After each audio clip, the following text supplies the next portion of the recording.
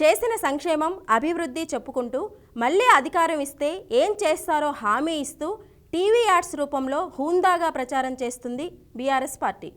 దీనికి భిన్నంగా ఉంది కాంగ్రెస్ పోకడ.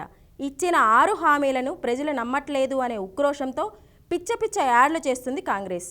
నిబంధనలకు విరుద్ధంగా సాగుతున్న కాంగ్రెస్ అబద్ధపు ప్రచారానికి ఎదురుదెబ్బ తగిలింది.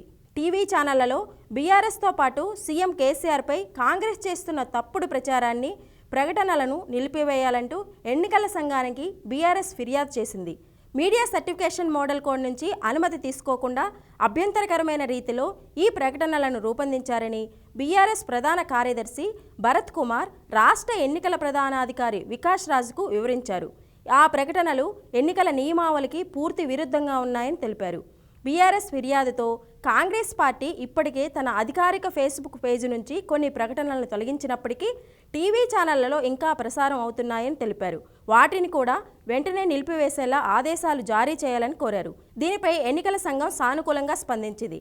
ఎంసీఎంసీ అనుమతి లేకుండా రూపొందించిన ప్రకటనల ప్రసారాన్ని వెంటనే నిలిపివేయాలని ఆదేశించింది.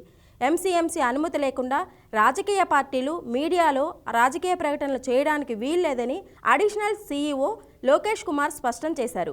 ఈ మేరకు ఆయన న్యూస్ ఛానళ్లకు లేఖ రాశారు. కాంగ్రెస్ రూపొందించిన ప్రకటనలను ఆ లేఖకు జత చేశారు.